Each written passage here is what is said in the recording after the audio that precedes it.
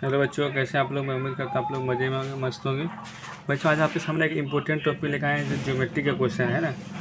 ऐसे question exam में बहुत देखने को मिलते हैं, चाहे एक नंबर का सवाल हो, चाहे 2 नंबर वाले सवाल में ऐसे क्वेश्चन देखने को आपको मिलते हैं। ठीक है, 2026 में भी आपको एक क्वेश्चन देखने को मिलेंगे। तो आइए इसको हम बारी बारी से सोल्व करते हैं और अपनी तैयारी को थोड़ा अच्छे तरीके से करते रहें। तो बच्चों, आइए क्लिक करके हम तीनों सवाल को हम सोल्व करते हैं। और मैं उम्मीद करता हूँ कि अगर आप ये तीनों क्वेश्चन सीख गए बढ़िया से, तीनों तीन तरीके से बनाने का नहीं है, क्योंकि एक ही तरीके से बनेगा, लेकिन तीनों का आकृति अलग अलग तरीके से दिया हुआ है। ठीक है, तो आप बढ़िया से देखिए, आपको क्वेश्चन बिल्कुल आसान लगेगा और समझ में भी आ जाएगा। तो सबसे पहले क्वेश्चन नंबर ए सोल्व करते हैं कि क्या कहता है, किसे हल करना है इसको। तो सबसे पहले फिगर में आपको ये क्वेश्चन पूरा फिगर से दिया हुआ रहेगा आपको। ठीक है, तो आपको क्या करना है, ए नंबर में फिर से फिगर हम उतार लेते हैं ताकि आपको और आसानी से समझ में आ जावे। ठीक है, ये लिख देंगे ए, इधर लिखते हैं बी, लिखते हैं सी, ये आपका डी और ई। एक्स 16, यहाँ पर क्या है 17 मान है, यहाँ पर 34 है। बच्चों कहता है नीचे के प्रत्येक चित्र में एक्स का मान निकाल यदि डी ई समानांतर बी सी। ये हमारा क्या है, डी ई समानांतर बी सी, यानी जो सामना सामनी जो भुजा है उसको बोलते हैं समानांतर। तो यहाँ पर हम इस तरीके से भी लिख सकते हैं, यहाँ पर क्या लिख सकते हैं, डी ई समानांतर बी सी। तो इसका फॉर्मूला क्या होता है,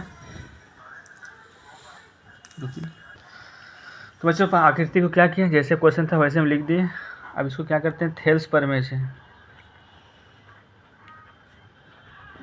थेल्स प्रमेय से। थेल्स प्रमेय क्या कहता है, उसका सिद्धांत था, क्या कहता था कि ए डी बटे बी डी बराबर ए ई बटे ई सी। यानी कि आपको इस तरीके से चलना है कि ए डी बटे बी डी और ए ई बटे ई सी लिखना है। ठीक है, और आपको क्या करना है, यहाँ से आपको मान बैठा देना है। ए डी का मान क्या है बच्चों, एक्स है, और एक्स का मान हमको निकालना है। बी डी का मान क्या है, 16 है, और ए ई का मान क्या है बच्चों, 34 है, और ई सी का मान क्या है, 17 है। तो इसको क्या करेंगे, यहाँ से काट देंगे, 17 दूनी 34। ठीक है, अब क्रॉस मल्टीप्लाई गुना करेंगे तो क्या होगा बच्चों, एक्स बराबर 16 दूनी 32। ये हो गया आपका आंसर है एक्स का मान। तो बस इसी तरीके से हर क्वेश्चन को आपको सोल्व करना और इसी तरीके से आपका आंसर निकल जाएगा। तो बच्चों क्वेश्चन नंबर 1 में तो क्या था, सबका मान दिया हुआ था, लेकिन यहाँ पर क्या है, थोड़ा सा अंतर है। ठीक है, यहाँ पर क्या है, ए डी का मान दिया और बी डी का मान दिया हुआ, लेकिन यहाँ पर ए ई का मान दिया लेकिन ए सी का मान नहीं दिया। लेकिन हाँ, एक चीज़ का आपका मान दिया हुआ कि ए सी का मान दिया हुआ है। ठीक है, तो ए सी बराबर पहले आपको क्या करना है, पहले निकाल देना है। ठीक है, पहले ए सी बराबर क्या निकालेंगे हम, ए सी बराबर नहीं सॉरी, हमको क्या करना है, पहले हमको ई सी निकालना है। ई सी बराबर क्या होगा बच्चों, ए सी माइनस ए ई हो जाएगा। ठीक है, क्योंकि हमारा पूरा मान दिया हुआ है। तो ए सी का मान क्या है 21 और ए ई का मान क्या है 9। तो 21 में से 9 घटेगा क्या होगा, 12 हो जाएगा, यानी हमारा ए सी का मान निकल गया। अब लिखना है बच्चों में अकॉर्डिंग टू क्वेश्चन, क्या लिखेंगे, थेल्स प्रमेय से। फॉर्मूला क्या होता है इसका, अभी हम पिछले क्वेश्चन में भी आपको बताए थे, ए डी बटे बी डी बराबर ए ई बटे ए सी। आपको इस तरीके से मान बैठाना है। तो आपके पास ए सी का मान नहीं था, लेकिन आपको पूरा ए सी का मान पूरा था, तो क्या करेंगे, पूरा का मान में से इतना आधा का मान क्या करेंगे, घटा देंगे। उसके बाद क्या होगा, इसका मान निकल जाएगा। तो घटा दिए, 12 आ गया। तो ए डी का मान क्या है बच्चों, यहाँ पर आपका है एक्स है, और बी डी का मान क्या है बच्चों, एक्स प्लस 7 है, और ए ई का मान क्या है बच्चों, आपका 9 है, और इसी का मान क्या निकाले बच्चों, 12। ठीक है, तो यहाँ पर सब क्या करना है, हमें क्रॉस मल्टीप्लाई गुना करना है कि कहीं से भी कुछ कट नहीं रहा। तो 9 से गुना इसमें कर देंगे हम, 9 गुना एक्स प्लस 7, और 12 गुना एक्स करेंगे तो क्या हो जाएगा, 12x। ठीक है, अब 9 को एक्स गुना करें, 9x प्लस 9 63 63 और माइनस 12x बराबर 0।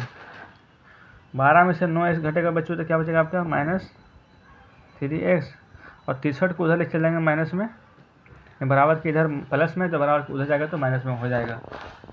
उसके बाद बच्चों क्या करना है आपको, ये माइनस माइनस काट देना है, और 3 का पहाड़ा से 63 कट जाएगा, 3 6 3 एकम 3 यानी 21 बार, यानी कि एक्स का मान क्या आ गया बच्चों, 21।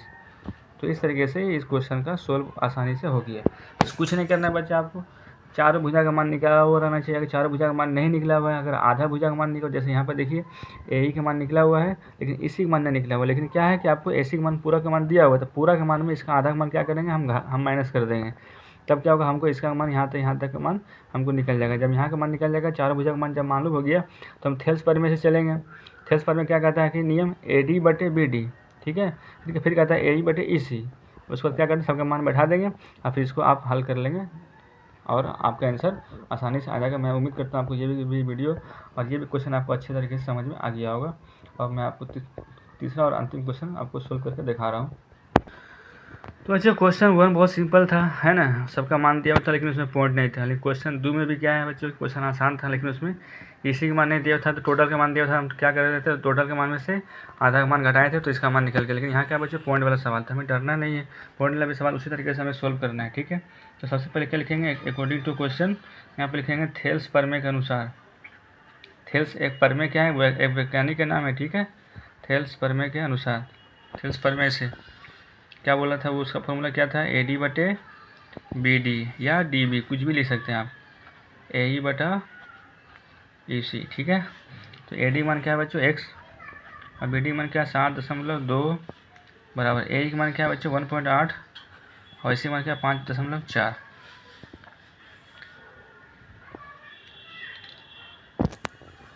हम स्टैंडर्ड तरीके से सोल्व करते हैं।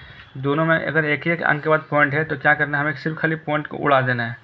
तो क्या टोटल सीधा सीधा हम क्या लिख देंगे, 18/54। क्योंकि आइए हम इधर आपको साइड में करके हम दिखाते हैं कि कैसे इस तरीके से होता है संभव, ठीक है।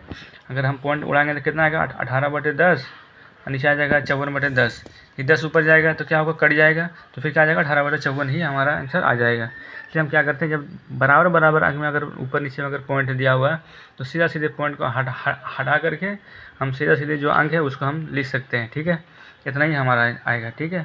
उसके बाद क्या करना, आपको कोना कोनी गुना कर लेना, तिरछा तिरछी क्या करना है, मल्टीप्लाई कर लेना है, यानी कि 54 गुना x, इधर क्या हो जाएगा 18 गुना 7.2 कर लेना है, ठीक है। एक बार इस तरीके से आपको लिखना है। अब क्या करना बच्चों, ऊपर ऊपर कटेगा, 18 तिया 54। अब पॉइंट उड़ाएंगे तो यहाँ पर क्या होगा, 10 आएगा। यहाँ कितना बचा, 3x, इधर क्या बचेगा बच्चों हमारा 72/10।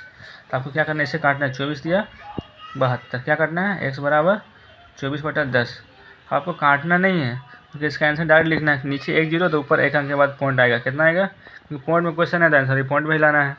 और ऐसे भी काटिएगा तो काट के फिर आपको आंसर पॉइंट में ही लाना पड़ेगा। इससे बेहतर है कि आप यहीं पर डायरेक्ट पॉइंट में लिख दीजिए, ठीक है। अगर इसको आप हल करेंगे, इधर मैं आपको दिखाता हूँ, तो कितना बार में कटेगा आपसे ये 12, यहाँ 5 2 से काटेंगे तो फिर 5 को 12 से तो काट नहीं सकते, तो आपको इसको डिवाइड करना पड़ेगा, 5 दूनी 10, बच गया 2, हो गया 0, पॉइंट देंगे तो 5 चौक 20, फिर काट के तो आपका 2.4 ही आया। इसी तरीके से बेहतर है कि आपको यहीं पर आपको काट के आंसर ला देना है। तो उम्मीद करते हैं बच्चों आपको ये ज्योमेट्री का क्वेश्चन आपका तो यहाँ से कंफर्म मानिए कि कम से कम 3-4 नंबर यहाँ से एग्जाम में आपको देखने को मिलेगा 100%। इसलिए आप इस क्वेश्चन को जरूर सीख लेना है, जरूर कॉन्सेप्ट बढ़ा लेना है, और आपको 1-2 बार रिवाइज भी कर लेना और प्रैक्टिस भी कर लेना, ताकि आपको एग्जाम में आसान लगे और समझ में आ जाए। तो अब मैं मिलता हूँ आपके बाद कुछ और नेक्स्ट वीडियो होगा, इसका ज्योमेट्री का जो इंपॉर्टेंट क्वेश्चन होगा वो मैं दूसरी वीडियो में अपलोड कर दूँगा। और आप लोग अभी हमारे चैनल पर नए हैं तो सब्सक्राइब कर लें और लाइक कर लें, ठीक है। थैंक यू, जय हिंद, जय भारत।